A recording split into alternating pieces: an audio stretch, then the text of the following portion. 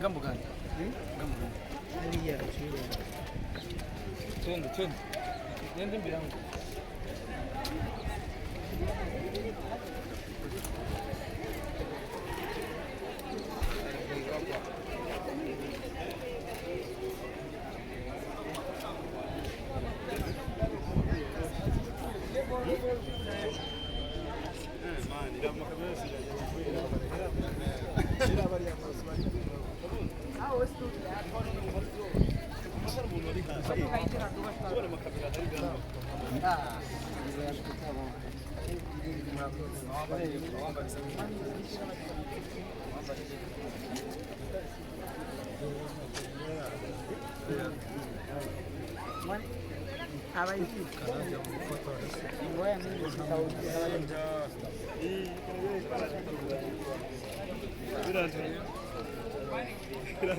Yo, ai sasa. Safi kaka. Hapana. Kila siku nakuwa nashindikiza. Nilifuna mimi siku mama nishindikiza kila siku.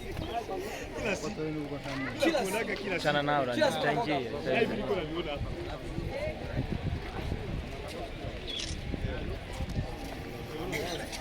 Agora.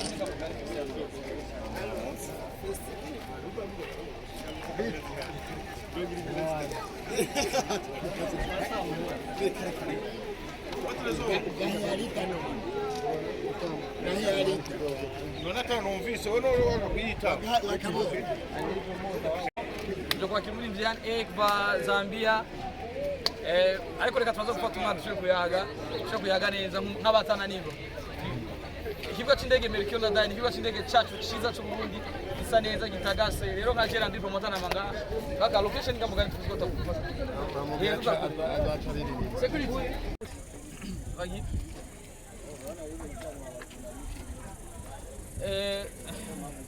ndabaramukije cyane ni LANDRY promota umutananirwa ubu neza kuno munsi twaje kwakira umuririmbyi LANDRY promota asanzwe mpagarariye hano ku butaka bw'u Burundi nk'umutananirwa ni umuririmbyi ariko arakorana na Hit Top TV ndetse cyane ku izina rya LANDRY promota avuye mu gihugu cya Zambia bamwita Yan A avuye mu gihugu cya Zambia ni asanzwe akora ibikorwa vyiwe ariko akaba asanzwe ari umurundi yaramaze igitari gito adashika hano ku butaka bw'u Burundi ariko yaje gukora umuziki hano iwacu mu kwishimira igihugu cyacu ciza cy'u Burundi ndetse no mu kwishimira iterambere ry'umuziki wa hano jewe nibaze neza yuko mwaje kumwakira ndetse no gushigikira LANDRY promota kugira dushobore kwakirana iteka uno muririmbyi Yan A kabisa nibaze neza yuko ari cyo kimenya mukuru cyatumye turiga ndashimye cyane nongeye guhura namwe LANDRY promota duhura n'abajournaliste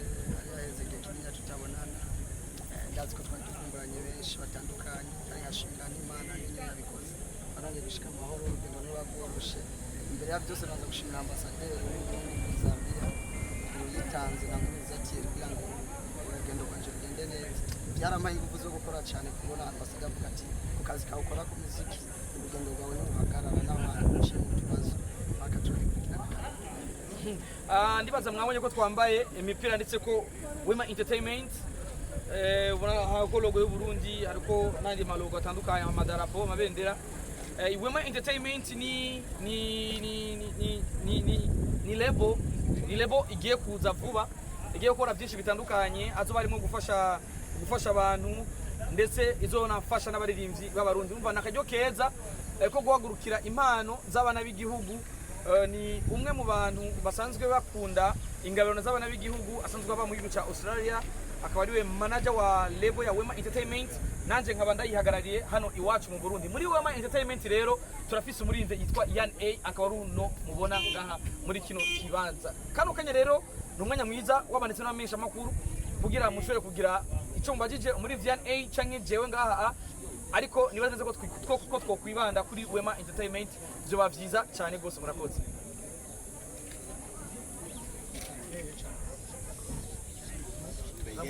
no sisi sawa baramuje mwese baramusanga ikaze ubundi ndetse igihugu ciwe kandi igihugu ciza twese baguha ikaze mbere yuko ushikira imiryango yawe ndetse twige twamaze gushikana ko turi umuryango wa mbere bakwishimiye cyane bro murakoze cyane.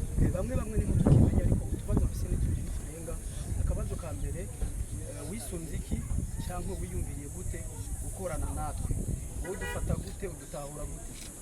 Kuko umunyamakuru kwitwa umunyamakuru ntibikwiye bifise ukuntu bitahura wewe cyane cyane kuvuye mu kindi gihugu bifise ukuntu babona abanyamakuru. Ikibazo cya kabiri, indirimbo ya wewe na Bifizo muri kumwe iriho nibyo nimba bikunda utubwire izina ryayo. Murakoze cyane. Muri make umumenyesha makuru n'umuririmbyi magiriranye turakineranye cyane.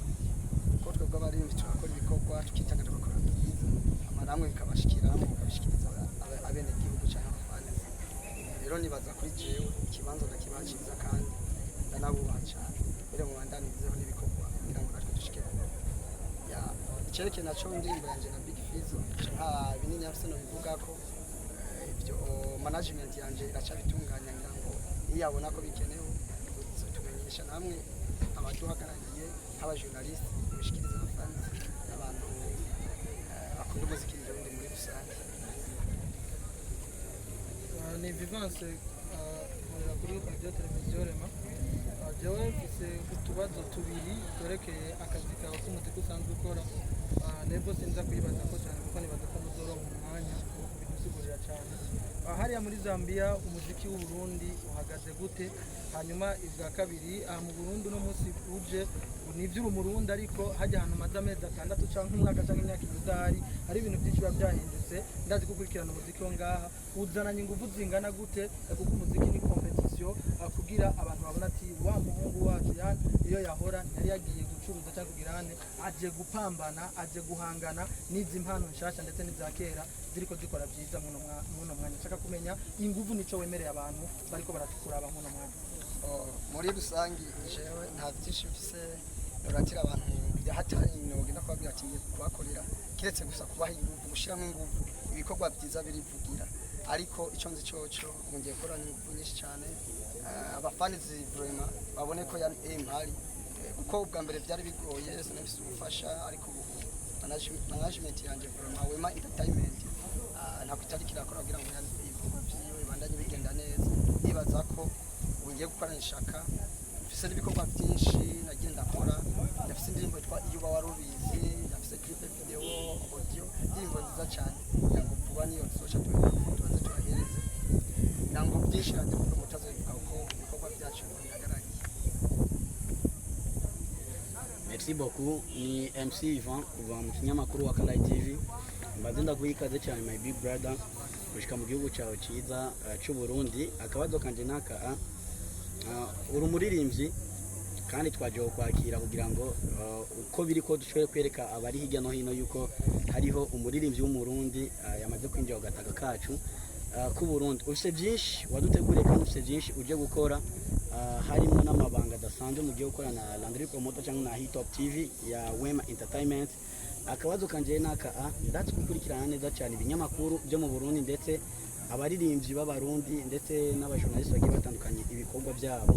Iyo umuntu rero afise icaje kukosora cyangwa icaje kongereza ahasanzwe hari ibikorwa abafise utuntu tumwe tutunenge ashobora kuba yaraneguye mu muziki cyangwa mu itangazamakuru muri rusange. Kuri wewe nayaye makosa makuru nk'abiri ubona yuko ushobora kubuje kugira ngo ushobore kuyakosora cyangwa kuyahengamura gatonya haba mu kinyamakuru cyangwa mu muziki w'Uburundi. Murakoze. Icyambere na mbere muzika y'indundi kintu mbona jeno hindura kuri wanje. Icyambere no kubaha abo dukorana cyane cyane abajournaliste indero bari wese ukamuha icyubahiro uko ari kuko ntubuzazo gushitsa ntubuzi icyo zo kumarira. Icyakabiri no gukora ibintu bifite karite nimba ukoze igikorwa ukemera gashobora kujya mu gato igikorwa bifite karite. Amazina yanjye ni Starboy the Ship, CEO wa Star TV 257. So ikibazo cyanje cyekereza kuri LANDRY promoter umuvumbuzi. Ndakubaza kino kibazo ugiye kumarira iki Wema Entertainment n'icyaho ugiye kubakorera kugira nabo bashobore kugera ku ndoto zabo na cyane ko ibyo bashaka gukora cyangwa ibikorwa bashaka gukora bashaka kubikora bibe byiza biciye muri wewe. Okay, murakoze. Imbere yuko ngira icyo mariye Wema Entertainment ngo kwanza cyane cyo ni mariye amarira n'igihugu ndetse nkaba nakasanzwe nkora. Rero Wema Entertainment bona yaranyizeye intambwe idasanzwe kandi nuko babonye yuko ufise ibyo nshoboye kandi ufise aho nshobora kubageza jewe ngiye gukorana nabo mu gisata ca promotion ntongere nkorane nabo mu gisata cyo gukurikiranira hagufi muri make uno muririmbyi n'umushitsi wanje kano kanya kuko ninjiye magara Wema Entertainment hano iwacu mu Burundi murakoze. Alvin Gucci kuva muri Hit Top TV, the #1 channel in our country. Abasana niko batigera banani so forever. So kaze iwacu cyane mungu wacu. Ikibazo canje mfise ni kimwe Landry Promoter abamenyesha makuru tuko tubona mwese mwambaye imipira yanditswe ko Wema Entertainment ariko hakaba hari idarapo ry'u Burundi n'idarapo rya Australia. Be ico kintu kimeze gute? Be mu kwambara iyo mipira nkiyumvira iki cyane? Murakoze cyane aho wari kumbaza n'ikibazo ati ko utambaye brand ya Hit Top TV ariko gashima kwambara no brand Ariko bifise ngaho amaboko ariyo. Exactement. Je rero nka Landry Promoter ndi kwisoko rero mugendi kwisoko ndi nk'igidandazwa rero je ndacuruzwa rero yo ndose abantu bangura nkagugwa ntegerezwa kugira ico mari uwo muntu yanguze kugira ndibaza neza akaba yanguze kugira bigene neza ariko si muri ubwo buryo bwo kugugwa ariko n'uburyo bwo gukorana iyi Wema Entertainment igiye gukorana na Hit Top TV ko hariho difference hagati ya Hit Top TV na Landry Promoter hariho Landry Promoter akaba na Hit Top TV rero Wema Entertainment igiye gukorana na Hit Top TV kandi ikindi naco cyonge na Landry Promoter urumva n'ibintu bitatu bitandukanye rero bagiye gukorana na Hit Top TV na Landry Promoter jewe ndi ngaha nka Landry Promoter ariko akorana na Wema Entertainment na uri ngaho nka Alvin Gucci wa Hit Top TV ariko akorana na Wema Entertainment rero ino darapo ya Australia n'umuvyeyi ahubwo hari Imana muhezagire cyane Imana ibanda imwongera imigisha myinshi Imana ibanda nyongereza abo bantu bose babona yuko ugwaruka mu Burundi dufise ingabirano kandi bakaba bifuza kuzikuza no kubashigikira rero umuvyeyi asanzwe aba mu gihugu ca Australia niwe yavuze ati kubera iki nashobora gufasha abana b'igihugu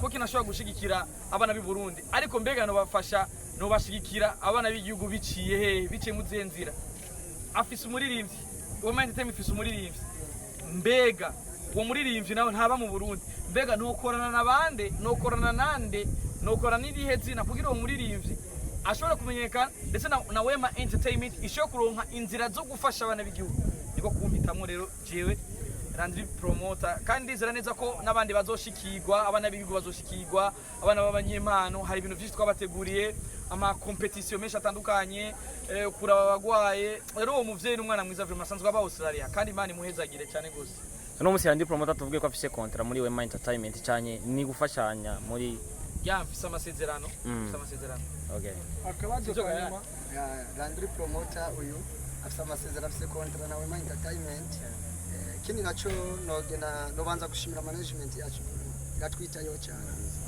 nokuri ivyo bishoboka byose barabikora murabona ko urugendo rwa mbere tutanguriye Burundi ariko ndibaza ko East Africa yose tugiye kumara nande akabazo kanyuma Landry Promoter umuririmbyi wacu umuririmbyi nuko abafise ibyo yarimye ubunyene mu minsi yavuga kuko ubunyene ibi byose birarabwa Burundi bwose sinzi migiye kubona ko mwashize ngaha ni giki cihuta abafise inyota mugiye kubaha kugira iyo nyota ibanze ihere mutaduce z'imisi murakoze bwana Vivance asanzwe aba mu gihugu ca Zambia ajenga mu Burundi bwo kwishimira production nziza y'abana b'igihugu bwo kwishimira akayaga n'ivyimburwa vyiza bibashikira muri Zambia bivuye hano iwacu mu gihugu rero sinzomwemera akaryama sinzomwemera akasinzira vuba cyane ku munsi w'ejo aruka gusa gato yavuga n'abavyeyi ku munsi w'ejo azindukira muri studio mu ndwi imwe gusa azoba ari kuye video audio vyose n'abandi bashasha azova ngaha harabandi dushize dusinjije muri Wema Entertainment.